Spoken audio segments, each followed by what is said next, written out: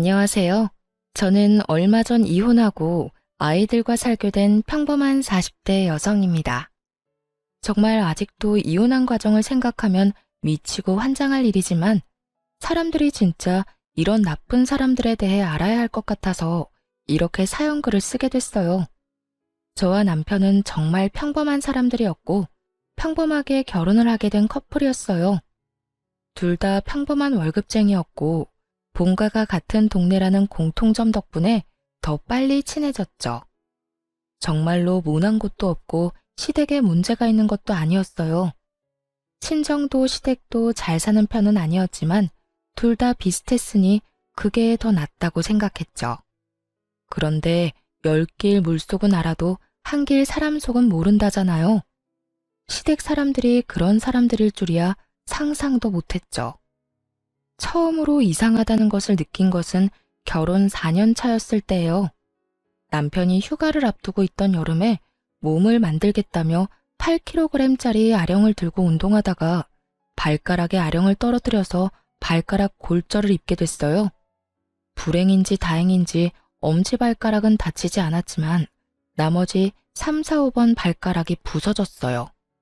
발가락 뼈뿐만이 아니라 발등뼈도 문제가 생겨서 결국 수술을 해야 했고 핀도 박아야 했죠. 한마디로 대공사였어요. 나오는 병원비와 수술비는 그때그때 생활비에서 냈고요. 실비보험을 제가 내고 있었으니 당연히 실비보험에서 돈이 나올 거라고 생각했거든요. 그런데 수술비가 생각보다 많이 나와서 생활비가 좀 모자라더군요. 여보, 얼마 전에 보험 청구하지 않았어? 진단금이랑 수술비 그거 나왔으면 나한테 줘야 해? 우리 지금 생활비 너무 모자라. 그거? 일단 신청은 해놨는데 한번 알아볼게. 조금만 기다려줘. 그런데 생활비 많이 모자라? 응, 이번 달 초에 당신이 교육 듣는다고 40만 원 가져갔잖아. 그것 때문에 좀 힘들어. 저와 남편은 통장을 합친 건 아니었어요. 결혼하면서 오랫동안 몰던 중고차를 팔고 새로운 차를 사느라 대출을 받았고 집을 구매하면서 또 대출을 받았죠. 남편 앞으로 150만 원 넘게 대출금이 들어가고 있는 실정이라 필연적으로 제가 생활비를 부담하고 있었거든요. 그러다 보니 이런 식으로 돈이 나가면 제 월급에서 돈을 더 써야 하는 일이 생겼던 거죠. 그날의 대화는 대수롭지 않게 넘어갔어요. 그런데 수술한 지 2주가 넘어가는데도 보험금이 나오지 않더군요. 퇴원 시에는 입원비 관련한 보험금이 나와야 하는데 말이죠. 답답한 마음에 남편에게 먼저 말을 꺼냈어요. 혹시 보험 어떻게 됐어? 혹시 결격 사유라도 있었던 거야? 그런 건 아니고, 그런데 병원비 많이 나왔어? 우리가 모아놓은 돈에서 좀 뺏었으면 안 될까? 그 돈으로 써도 상관은 없는데 그래도 보험이 왜 안 나오는지는 알아야 할 거 아니야. 당신 보험이 생활비에서 나가는데 도움이 안 될 것 같으면 없애는 게 맞고 더 좋은 데로 갈아타면 되니까. 그렇게 말하면서 남편을 봤는데 남편은 곤란한 얼굴을 하고 있더라고요. 거기에서 뭔가 있는 것 같다는 생각이 들었어요. 남편이 원래 손해보는 걸 싫어했거든요.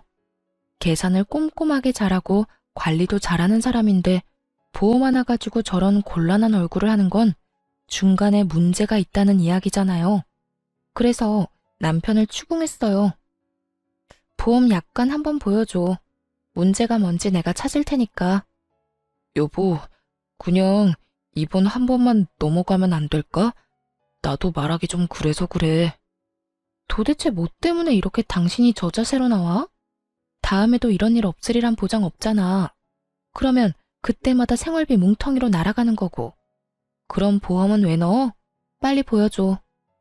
남편이 아무것도 안 하고 지켜만 보길래 저는 답답한 마음에 중요한 서류를 넣어두는 서랍부터 열어댔어요.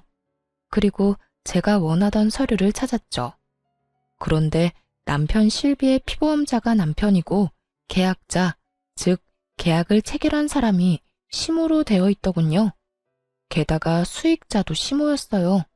저는 설마 하는 마음으로 남편을 쳐다봤어요. 남편이 고개를 푹 숙이더군요. 설마 어머님이 청구 금액 다 가져간 거야? 당신 이거 처음부터 알고 있었어?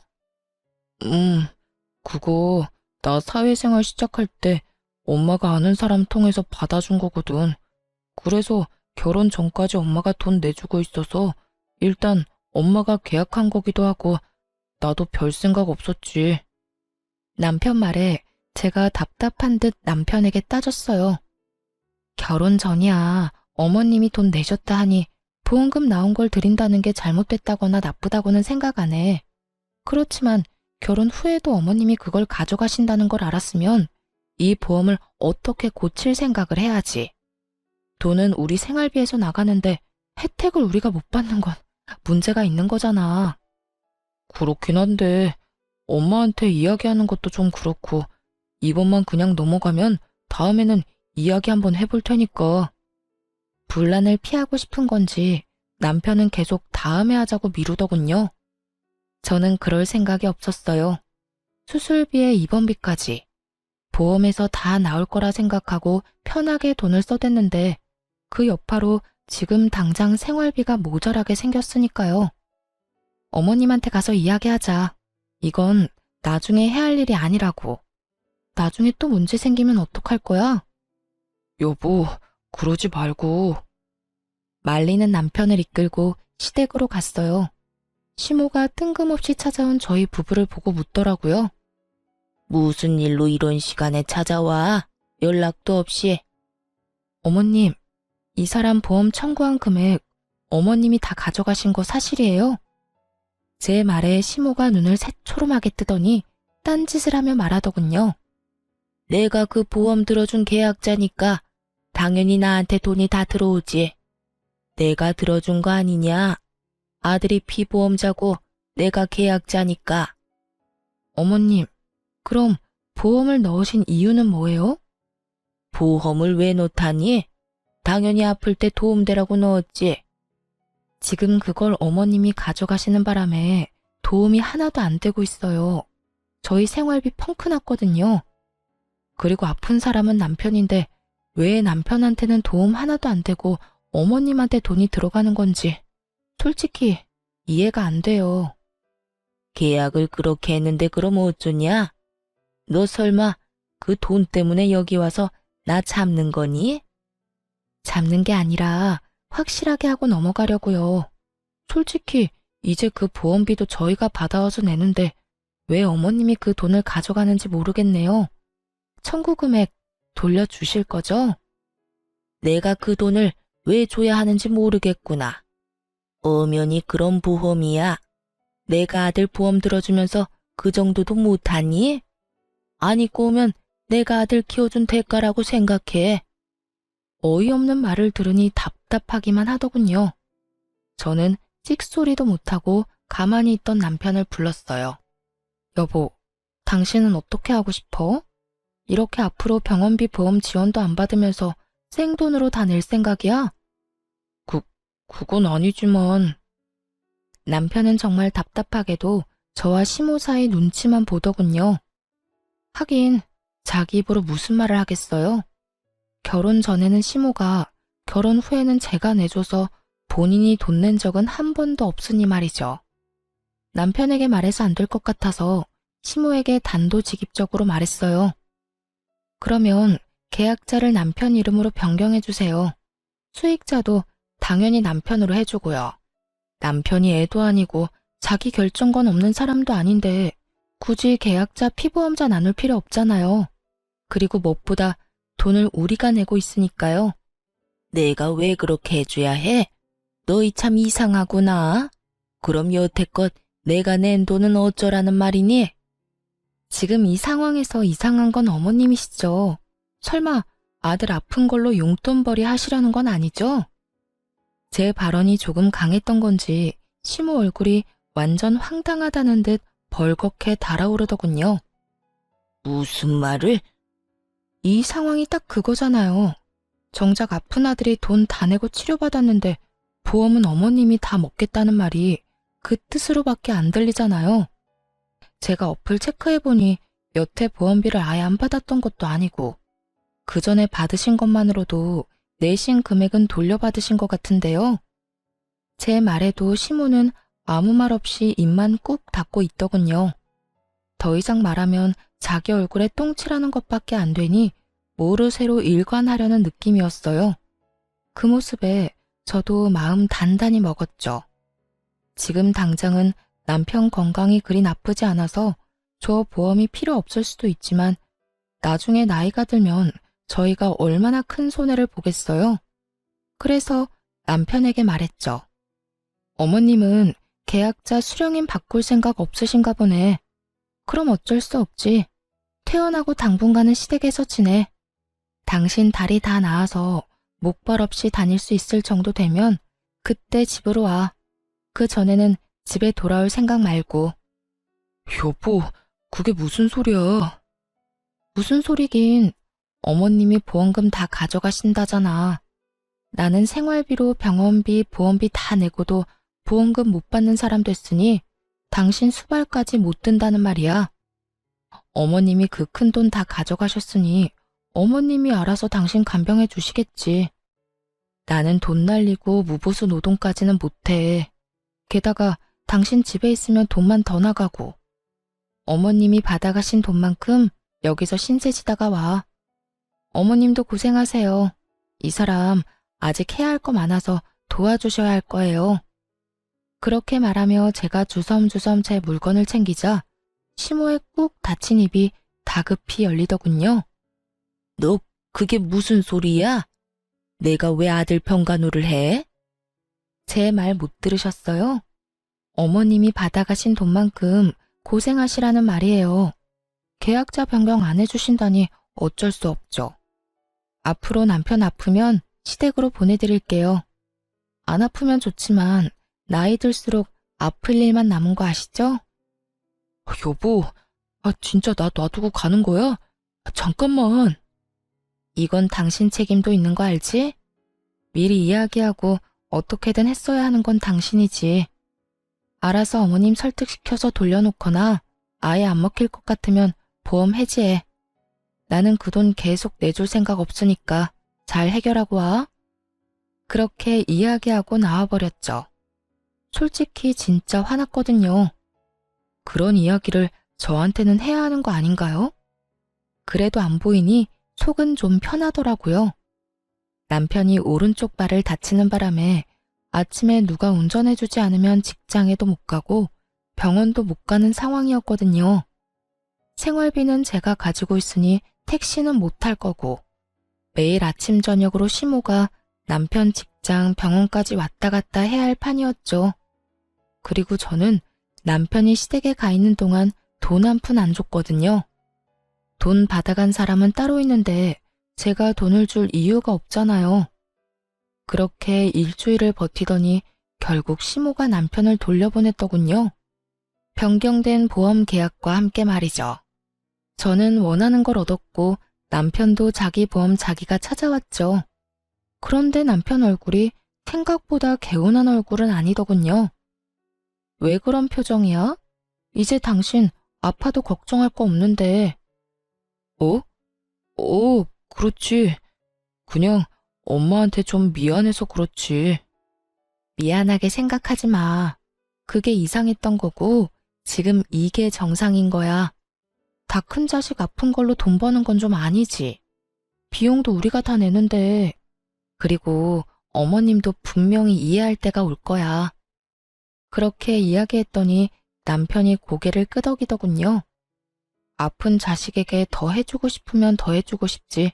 자식한테 가야 할 것까지 모조리 뺏어오겠다는 생각을 하는 부모가 어디 있겠어요?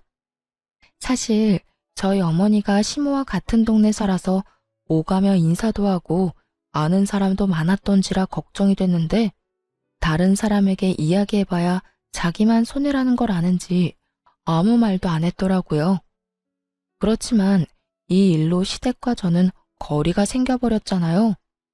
그래도 미래에 더 큰 병으로 이런 일 생겼으면 더 돌이킬 수 없었을 거라는 생각을 하면 차라리 지금 좀 척치는 게 나을 수도 있다고 생각했어요.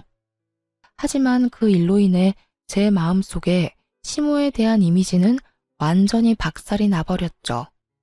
그렇게 교양 있어 보이고 사람 좋아 보이던 시모가 돈이라면 환장을 하는 사람처럼 보이기 시작했거든요. 그래도 그 이후로 저희한테 돈을 요구한다거나 하지는 않았어요. 그런데 사건은 의외의 곳에서 터지는 법이더라고요. 저와 남편은 결혼하면서 신혼집을 마련할 때 남편 4천, 저 2천, 친정에서 3천, 나머지는 대출로 집을 샀거든요. 대출을 남편이 갚기로 하면서 명의는 남편 앞으로 하기로 했어요. 솔직히 우리 돈이 들어가기는 하지만 저희 돈은 리모델링비랑 혼수로 거의 다 쓰게 됐으니까요. 그리고 결혼 후 새로 사야만 했던 새 차의 할부금도 남편이 갚고 있는 중이었거든요. 그래서 제가 10년째 생활비를 충당 중이었어요. 여보, 미안한데 40만 원만 생활비에서 가져갈 수 있을까? 사촌 동생이 과일 장사 시작했잖아. 가서 좀 팔아주기도 해야 하고 얼마 전에 첫째가 낸 문콕 사고도 돈 물어줘야 하거든. 당신 남는 돈은? 월급에서 대출금 갚고 나서도 돈 좀 남잖아. 얼마 전에 본가에서 보일러 고장났다고 해서 그거 고치는데 돈 좀 썼어. 그래서 이번에는 돈이 없어. 아, 그거 가져가면 나 남는 돈 거의 없어. 자동차 할부는 이제 끝날 때 되지 않았어?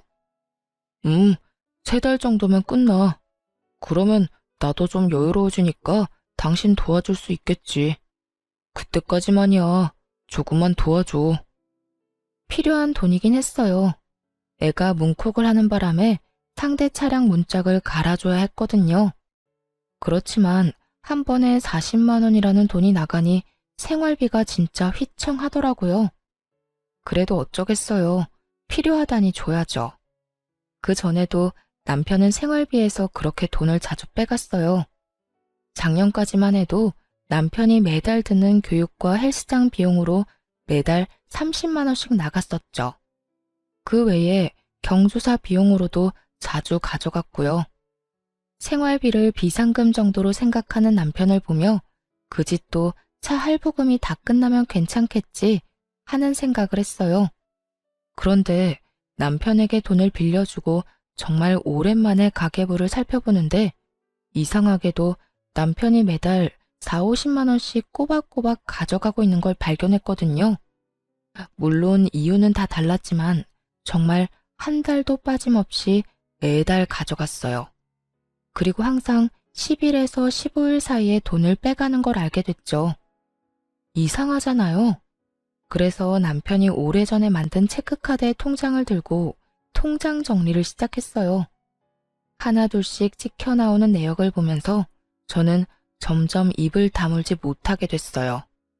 그 체크카드는 남편이 빚 갚는 용으로 사용하는 카드였는데 제게 빌린 돈이 그 카드로 들어가면 모조리 아파트 대출금으로 들어가더라고요. 게다가 아파트 대출금도 제가 생각했던 것보다 금액이 적었고 차 대출금은 이미 끝나 있더라고요. 순간 부들부들 떨리더라고요. 여태껏 150만 원이 넘는 금액을 대출금과 이자로 내고 있다고 생각했기 때문에 제가 생활비를 내고 있었는데 실제로는 모든 걸 다 속이고 있었다니.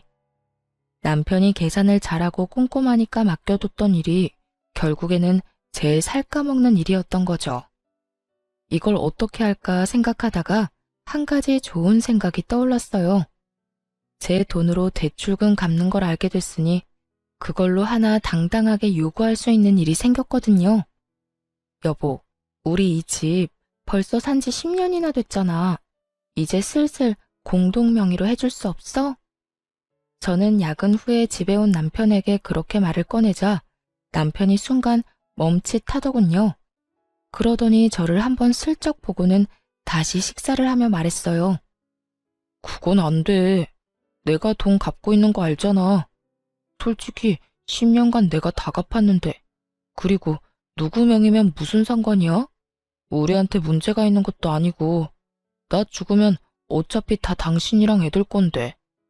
그러니까 누구 명의면 무슨 상관인데? 그러면 공동 명의 해도 되잖아. 아니, 도대체 갑자기 왜 공동명의를 해달래? 10년간 아무 일 없이 잘 지내왔잖아. 내가 어제 당신 통장 정리하면서 알게 됐거든.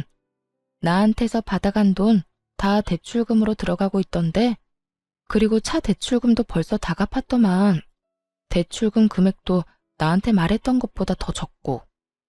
제가 그렇게 말하자 남편이 인상을 팍 쓰더군요. 그걸 당신이 왜 봐? 그거 사생활 침해야. 그럼 난 그거 모르고 내내 당신한테 뒤통수 쳐맞고 있어야 됐어? 당신 진짜 어이없다. 내 돈으로 생활비하고 대출금까지 갚았으면 당연히 내가 원하는 것 정도는 해줘야 하는 거 아니야? 왜 나만 죽어라 돈 대고 있는데? 그럼 이참에 말해봐. 나한테 가져간 돈이랑 당신이 원래보다 부풀린 대출금 다 어디로 가져가는 건데?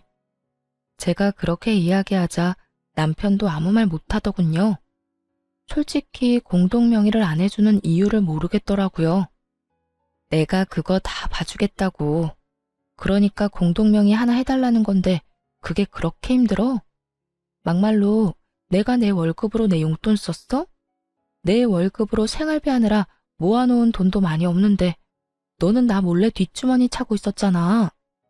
이 집에 기여하는 돈으로만 본다면 제가 남편보다 돈을 더 많이 내고 있었는데 말이죠. 남편의 저런 모습을 보니 저도 부글거렸어요. 그래도 해주겠다는 말은 절대로 안 하는 남편을 보며 저도 마음을 굳게 먹고 말했죠. 그래, 당신 맘대로 해.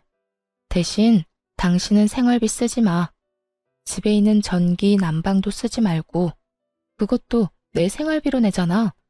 아, 제발 좀. 이런 식으로 유치하게 굴지 마. 먼저 치사하게 군 게 누군데? 너 하는 행동이 괘씸해서라도 나 너 용서 못해. 당분간 당신한테는 절대로 생활비 안 줄 거니까 알아서 해. 그 뒤로 정말 남편에게 1원 한 푼 안 줬어요. 난방이랑 전기도 못하게 막아버렸고 냉장고에 음식도 못 먹도록 아이들 음식도 단품 요리로 만들어서 바로 먹어버렸어요. 밥도 딱 애들이랑 저 먹을 만큼만 만들어서 먹고요. 식재료만으로는 만들어 먹을 수 없으니 남편은 며칠간 라면만 먹더군요. 그렇게 치사하고 깐깐하게 구니 한 3개월이 지나자 남편이 저에게 항복의 메시지를 보냈어요. 미안해. 내가 사과할게. 그러니까 이제 제발 그만해. 시켜 먹는 것도 하루 이틀이고 아침 거르는 것도 익숙하지 않은 사람에게는 더 힘든 법이거든요. 결국 그걸 견디지 못한 남편이 저에게 먼저 사과를 하게 된 거죠. 미안하면 공동명의나 해줘. 솔직히 나도 이렇게 치사하게 굴기 싫거든. 근데 여태껏 들어간 내 돈이 아까워서라도 그러면 안 되는 거잖아. 그리고 결혼할 때 언젠가는 공동명의 해준다고 했잖아. 그 말 지금 지킨다고 생각해. 10년간 나한테 돈 부풀리고 가져갔으면 이 정도 요구가 그렇게 큰 건 아니잖아. 그치? 제 말에 남편이 한숨을 푹 쉬더니 그러더군요. 알았어. 공동명의 해줄게. 저는 기분이 너무 좋았어요. 그렇지만 너무 티내지 않으려고 노력했죠. 사실 결혼 초에는 공동명의는 해도 안 해도 그만이라는 생각을 하고 있었는데 결혼 10년 차 되니 제 재산을 가지고 싶다는 생각이 들었거든요. 게다가 제가 돈을 안 버는 것도 아니고 그걸로 집에 생활비로 다 쓰는데 제 앞으로 된 재산이 아무것도 없다는 것도 좀 싫었고요. 그래서 남편이 공동명의 해줄 날만 기다리고 있었죠. 그런데 그 다음날 시모가 저희 집에 찾아왔더군요. 너 이게 도대체 뭐 하는 짓이니? 네가 뭔데 공동명의를 요구해? 네가 한 게 뭐가 있는데 내 자식 재산을 넘봐? 어이가 없었어요. 다짜고짜 와서 저한테 이런 막말을 하다니. 남편은 그런 시모를 말리려 애쓰더라고요. 놔봐. 넌 바보 등신이야? 어떻게 된 게 네 손 안에 들어온 것도 못 지켜서 이 난리야? 시모의 그 말에 저도 빈정이 확 상해버렸어요. 솔직히 왜 제가 저런 소리를 들어야 하는지 모르겠더라고요. 그래서 저도 시모에게 이야기했죠. 어머님, 남편이 그간 저한테 가져간 돈이 얼만지 아세요? 그리고 남편이 그간 대출금 부풀려서 이야기해서 생활비 지원조차 안 하고 뒷주머니 찬 게 얼만지는 알고 그런 말씀 하시는 거예요? 그게 무슨 소리야? 집값 낸 사람이 집주인이지. 그러니까요. 그 집 대출금도 제 돈 가져가서 냈던데 그것도 모르고 지금 여기 와서 저한테 이러시는 거예요? 뭐? 그게 무슨 소리야? 시모가 처음 듣는 내용인 듯 남편을 쳐다보더군요. 남편이 한숨을 푹 쉬고는 시모에게 말했어요. 제가 와이프 생활비로 대출금을 좀 냈어요. 얼마를? 한 달에 4, 50만 원 정도요. 올랑. 화내려는 시모 앞에 제가 한마디 더 붙였어요. 매달요. 10년간. 그래도 그렇지. 4, 50만 원은 내줘도 되지. 제가 생활비로 150, 200 정도 이미 내는데도요. 생활비도 네가 내냐? 넌 생활비 안 줘? 네. 남편 말에 시모가 눈을 질끈 감더군요. 제가 이 집과 생활 유지에 돈을 더 많이 내는데 그거 요구하는 게 과한 일인가요? 나는 모르겠다. 니들이 알아서 해라. 시모는 무슨 말이 하고 싶어서 왔는지는 모르겠지만 그 말만 남기고 후다닥 사라졌어요. 분명히 아들 편을 들며 저를 혼내주고 싶었던 모양인데 어쩌겠어요. 사실로 따지면 제가 그 집을 가져도 모자란 것을. 그리고 솔직히 애초에 리모델링 비용까지 하면 오로지 남편 거라고 하는 것도 웃기잖아요. 그렇게 남편은 조만간 공동명의 해주겠다고 약속까지 했어요. 기분이 좋았지만 그 기분도 금방 가라앉았어요. 남편 때문이 아니라 친정사정 때문에요. 저희 친정어머니가 지병으로 몇 년을 앓고 계셨는데 당장 수술이 필요한 상황이었거든요. 게다가 저는 생활비 쓰느라 돈 모아놓은 것도 많지 않았고요. 남편과 함께 모아둔 돈은 더 큰 집으로 가거나 애들 교육에 쓸 목적으로 모은 거였거든요. 제가 남편에게 슬쩍 물었죠. 여보, 우리 모으고 있는 돈 좀 빌려줄 수 있어? 우리 엄마 이제 곧 이식 수술인데 수술비가 너무 많이 들어서. 장모님 이식 수술 잡혔어? 그런데 어쩌지? 그 돈 지금 빼면 더 손해야. 이때껏 모아놓은 돈은 다 더 부풀리려고 각종 펀드랑 주식에 넣어놨잖아. 지금 팔면 원금도 보전 못해. 남편이 난색을 표하며 안 된다고 하더군요. 그거 말고 지금 모으고 있는 돈들은 그냥 적금만 깨면 되니까 괜찮잖아. 그래도 그건 우리 집에 문제 생기면 사용할 비상금이잖아. 그걸 장모님 수술비로 주는 건 좀... 처남은?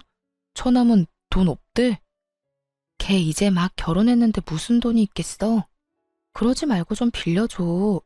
엄마 수술하고 나면 조금이라도 갚아줄 테니까. 안 된다니까 왜 이래? 그 돈은 안 쓸 거야. 단호한 남편 답변에 속이 확 상했어요. 설마 제가 공동명의를 해달라고 했다고 그걸 이런 식으로 갚나 싶은 생각까지 들 정도였죠. 그럼 공동명의나 빨리 해줘. 꽥 소리 지르고 그날 대화는 그렇게 종료됐어요. 장모님이 아프다는데 괜찮냐는 말은 한마디도 없고 돈은 절대 못 빌려준다는 남편놈에게 우라가 치밀었어요. 그 다음날 남편이 야근하는 동안 저는 칼퇴근하고 집에 와서 남동생을 불렀어요. 누나, 엄마 수술비 어떡할 거야? 엄마 보험은 없나? 보험 있긴 한데 기대하기는 좀 어려워. 특약도 많이 없었고 그냥 기본이라. 낸 만큼 다 못 돌려받을 가능성이 높지. 너희 매형도 진짜 너무하지 않니? 어떻게 장모님 아프다는데 돈 절대로 못 빌려준다고 그렇게 선을 긋고. 너무 그렇게 생각하지 마. 매형도 생각이 다 있겠지. 일단은 대출이라도 해봐야지 뭐. 그렇다고 엄마 저대로 수술도 못하게 둘 수 없잖아. 아버지 돌아가시고 우리 두 남매 키우느라 고생하셨잖아. 호강도 못 시켜드렸는데. 동생을 집으로 부른 건 반찬을 싸서 주기 위해서였어요. 올케가 입덧이 심했는데 저번에 저희 집에서 먹었던 음식이 너무 먹고 싶다고 해서 저희 집 반찬하면서 겸사겸사 양을 더 많이 해서 만들었거든요. 그래서 동생을 불렀는데 엄마 수술 이야기 때문에 커피 한잔하며 이야기하다가 시간이 좀 늦어졌죠. 남편은 아직 들어오지 않고 있어서 이만 동생을 보낼 생각이었어요. 반찬 양이 많아서 동생 배웅도 할 겸 지하 주차장으로 같이 내려갔어요. 엘리베이터 타고 내려서 동생 차에 반찬이랑 애기용 물품을 싣고 있는데 뒤에서 익숙한 목소리가 들리더군요. 그러니까 미친 거지. 왜 내가 모아둔 돈을 처가에 갖다 붓냐? 와이프가 정신이 나간 거지. 얼마 전에는 돈독이 올랐는지 집도 공동명의 하라고 해서 난리도 아니었잖아. 아무리 봐도 남편 목소리였어요. 순간 벙쪄서 아무 말도 못하고 듣기만 하는데 가관도 아니었어요. 내가 나서려니 동생이 갑자기 조용하라는 제스처를 하며 폰을 꺼내 허둥지둥 녹음 버튼을 누르더라고요. 공동명의 해줬냐고? 내가 왜? 나 그거 해줄 생각 없어. 그냥 말만 그렇게 해놓은 거야. 안 해주면 지가 어쩔 건데? 진짜 괘씸해서라도 안 해줄 거야. 그리고 자기 엄마 아픈 걸 왜 내 돈으로 해결하려고 하는지 이해가 안 간다니까. 돈이 너무 아깝잖아. 어차피 곧 죽을 사람 병원비를 왜 우리가 내? 그리고 늙어서 그 수술비 정도도 마련 못해서 끙끙거리는 것도 웃기고. 여하튼 처가 식구들 진짜 완전 비호감이야. 이야기를 듣는데 귀가 썩는 기분이 들더라고요. 그런데 더 놀라운 이야기가 그 뒤에 나왔어요. 그리고 저번에 보험이랑 대출 와이프한테 걸린 거 생각하면 아직도 한숨 나온다니까. 그래, 그 보험 청구 금액 와이프 몰래 엄마랑 나눴거든. 병원비는 생활비로 내고. 근데 그거 안 준다고 쌩 난리를 치더니 결국 나 본가해버리고 가버리는 거 보고 완전 정이 뚝 떨어지더라니까. 그걸로 이번에도 비상금 잘 모을 수 있었는데 딱 걸려가지고 대출금도 와이프 돈으로 야금야금 잘 넣고 있었거든. 부풀려서 이야기해서 생활비도 와이프가 다 내도록 설계 다 해놨는데 말이지. 이번에 걸리는 바람에 다음 달부터 와이프가 돈 달라고 할까봐 그게 걱정이야. 누구랑 무슨 통화를 하고 있는지는 모르겠지만 제 속내를 그대로 드러내는 남편놈 목소리를 들으며 진짜 하늘이 무너지는 기분이었어요. 처음부터 제 돈으로 자기들 배를 열심히 채우고 있었더라고요. 완전 열이 받을 대로 받은 저는 씩씩대며 주변을 살폈어요. 남편은 제가 지하 주차장에 있을 거라는 생각도 못하고 통화 끝나고 올라가려고 통화를 이어가고 있더군요. 저는 올케한테 챙겨주려던 겉절이 김치의 뚜껑을 열어서 남편에게 다가갔어요. 낄낄대며 발끝을 벽에 툭툭 차고 있던 남편놈 얼굴에 겉절이를 확 부었죠. 으이씨, 뭐야? 겉절이 맞은 남편놈이 얼굴을 들어 인상을 쓰더군요. 그리고 그 앞에는 그 인상보다 더 더러운 표정의 제가 있었죠. 야, 너 우리 엄마 수술비 안 빌려준다던 게 돈이 아까워서 그런 거였어? 어? 말해봐. 통화할 때는 말만 잘하더니 왜 꿀먹은 벙어리야? 저는 남편놈 멱살을 쥐면서 남편을 추궁했어요. 그랬더니 동생이 급히 저를 뒤에서 말리더군요. 누나, 참아. 이렇게 화낸다고 될 일 아니잖아. 누나가 일단 참아. 아이씨, 더 이상 나 열받게 하지 마. 지금 이 상황도 짜증내기 일보 직전이니까. 방구 낀 놈이 성질낸다고 딱 그거였어요. 지금 네가 짜증이 나? 그래, 내고 오늘 너 죽고 나 죽자, 어? 열받은 제가 또 달려들자 동생이 말렸어요. 너 이대로 나 안 넘어가? 이혼해. 당장 이혼하자고. 이딴 식으로 너한테 돈 한 푼이라도 더 주면 내가 등신이고 바보 천치지.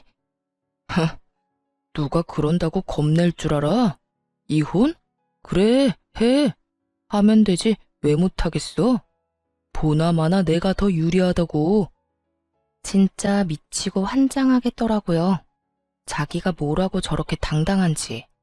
저는 이악 물고 이혼 소송에 들어갔어요. 엄마가 아픈데 저놈 얼굴까지 보고 있다간 속에 천불이 날 것 같았거든요. 소송 진행 중에 엄마 이식 수술 날짜가 잡혔어요. 엄마한테는 이혼한다는 말 안 했거든요. 괜히 걱정하고 스트레스만 받으실까 봐요. 수술 다 끝나면 이야기할 생각이었죠. 수술 며칠 전 엄마가 저랑 동생 불러서 그러더군요. 혹시라도 수술 잘못되거나 문제 생기면 엄마 폰 안에 사진 첩봐. 엄마가 거기에 너희들한테 조금이라도 물려주려고 모아둔 것들 사진 찍어놨어. 비밀번호도 거기 같이 있고 사망보험금도 얼마 전에 물어보니 꽤 많이 나올 것 같고 모아둔 돈이랑 엄마 살던 집, 내 앞으로 된 시골 땅 팔면 너희 앞으로 3억씩은 돌아갈 거야. 그리고 수술비도 걱정하지 말고 무조건 그 통장에 있는 돈 써. 알았지? 동생과 저는 깜짝 놀랐어요. 평소 친정엄마가 항상 돈 없다는 말을 밥 먹듯이 하니 저도 동생도 당연히 어머니에게 돈이 없다고 생각했거든요.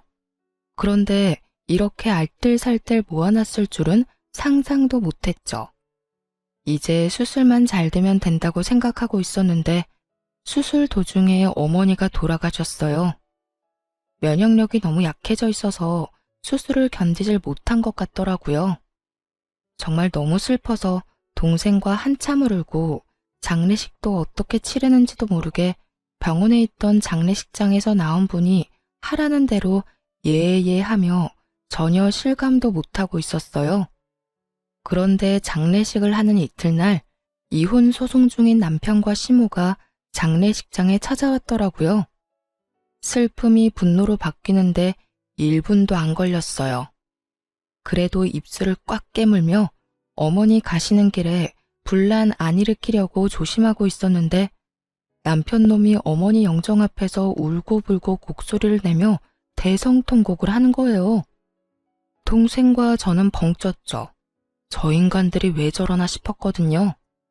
남편이 저한테 오더니 제 손을 잡으며 갑자기 뜬금없는 소리를 하더라고요. 여보, 많이 힘들지? 다 괜찮아. 내가 곁에 있잖아. 저는 처음에 제가 잘못 들은 줄 알았어요. 지가 왜 날 걱정해요? 치열하게 한 푼도 안 뺏기려고 이혼 소송 중인데 갑자기 와서 챙기는 척? 착한 척? 환장하고 기가 차서 제가 물었죠. 이게 뭐 하는 짓이야? 당신이 여길 왜 와? 여기 와서 눈물 흘릴 자격도 없는 놈이? 저의 차가운 말에도 남편 놈이 제 손을 꼭 붙잡더니 그러더군요. 많이 속상했지? 내가 다 미안해. 이렇게 장모님 잃고 나니 당신이 얼마나 소중한지 깨달았어. 그러니까 우리 이혼은 없던 걸로 하고 다시 잘 살아보자. 점점 더 기괴해지는 남편놈 행동에 저는 이 인간의 의중을 알 수 없어서 궁금증만 생길 뿐이었어요. 다시 잘 살아? 당신이랑 내가 왜? 나한테 한 푼도 주기 싫어서 이혼 소송도 그렇게 지랄맞게 하고 있으면서? 그래, 당신 입장에서는 그렇게 생각할 수 있지. 하지만 다 당신을 위해서였어. 그리고 당신이 원하면 다시 재결합하면 바로 집도 공동명의로 해줄게. 그거 당신이 원했잖아. 남편놈 말에 미치고 팔짝 뛰겠더라고요. 갑자기 재결합 이야기를 왜 하냐고요? 근데 그 의문을 해결해줄 사람이 금방 다가오더라고요. 시모와 어머니의 친구분이셨어요. 어머니 친구분은 보험 설계사로 일했었고 지금은 일을 그만두셨는데 이분이 저희 어머니와 시모 두 사람을 다 알고 있었거든요. 아휴, 그래. 저번에 사망보험금 얼마 나오는지 알려달라고 전화했을 때도 너희 이혼 전혀 모르고 있었어. 그리고 네 시어머니도 둘이 진짜로 헤어질 생각 없어서 네 어머니한테 말 안 한 거라고 하던데 둘이 잘 돼서 어머니 모시면 얼마나 좋아하겠어. 그 보험 설계사의 말을 들으니 이제 알겠더라고요. 이 인간들이 뭘 원했는지요. 엄마가 사망보험금 알아보러 전화한 후에 시모랑 보험 설계사가 통화한 게 틀림없어 보였어요.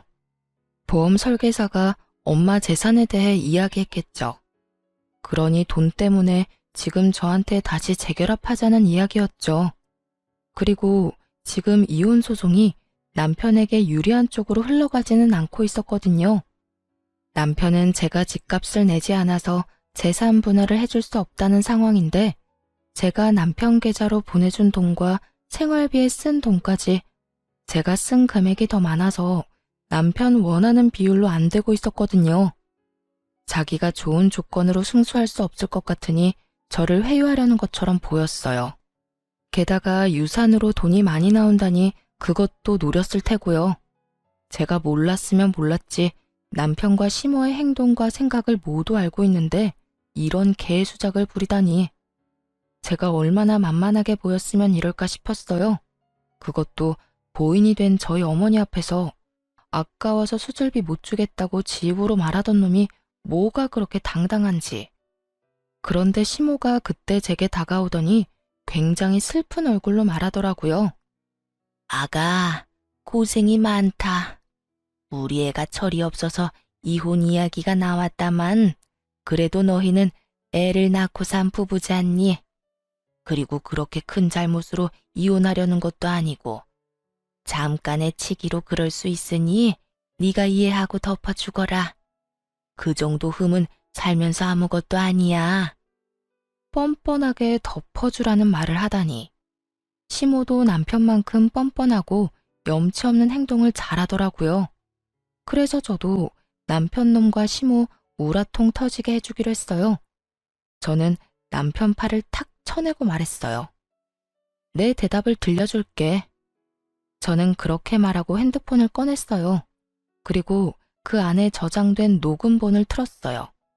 제일 큰 볼륨으로 말이죠. 여기 장례식장에 있는 모든 사람들이 들을 수 있도록. 그 녹음본은 동생이 그날 녹음한 거였죠. 자기 엄마 아픈 걸 왜 내 돈으로 해결하려고 하는지 이해가 안 간다니까. 돈이 너무 아깝잖아. 어차피 곧 죽을 사람 병원비를 왜 우리가 내? 그리고 늙어서 그 수술비 정도도 마련 못해서 끙끙거리는 것도 웃기고. 여하튼 처가 식구들 진짜 완전 비호감이야. 쩌렁쩌렁 남편 목소리가 흘러나오는데 사람들이 수군거리더군요. 하긴 그럴 수밖에 없죠. 여기 있는 손님들 중 엄마 손님과 시모의 지인이 겹치거든요. 기억상실증이라도 걸렸어? 네가 네 입으로 우리 엄마 수술비 안 준다고 했잖아. 그것도 돈 아깝다는 이유로. 그리고 그 돈이 온전히 네 돈이었어? 우리 둘이 같이 모은 돈이었지. 이게 내 대답이다. 알아듣겠어, 정신 나간 놈아? 이제 와서 재결합? 웃기고 있네. 왜? 엄마 죽고 나니까 이제 돈 나갈 거 없어 보이니 나하고 재결합할 생각이었어? 근데 어쩌냐? 너 같은 인성의 남자랑 결혼한 게 내 인생 최악의 선택인데.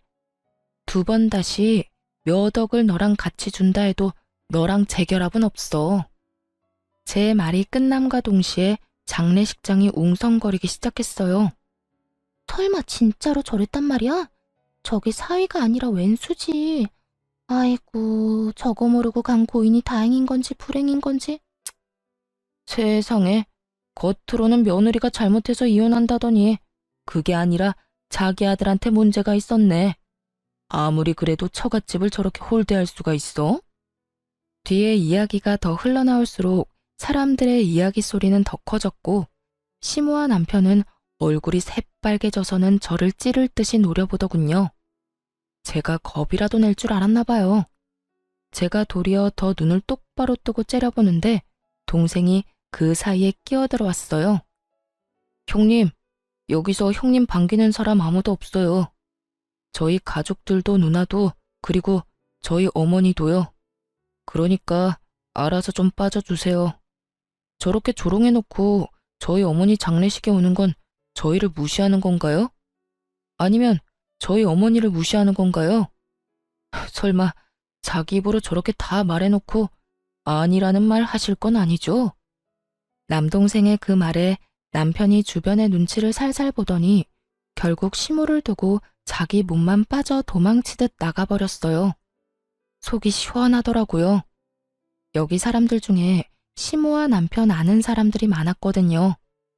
지금껏 시모와 남편을 착한 사람이라고 잘못 알고 있다는 것만으로도 완전히 열받았는데 그 사람들에게 다 알려줄 수 있었으니까 다행이라 생각했어요.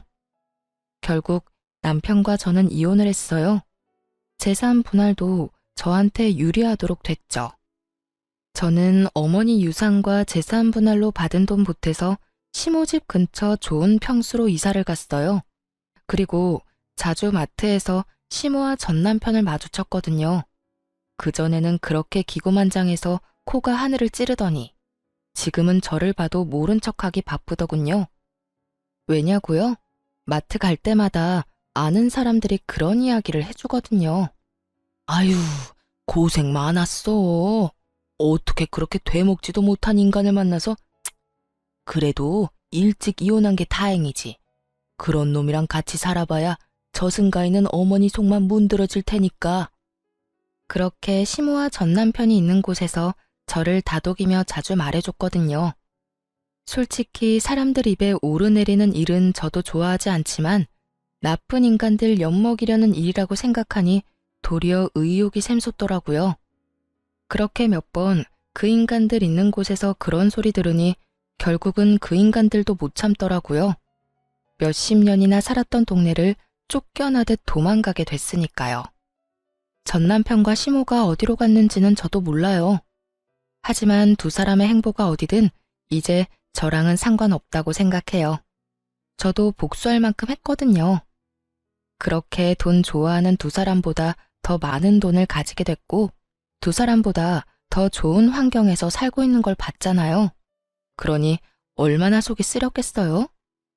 남의 떡이 더 커 보인다고 했어요.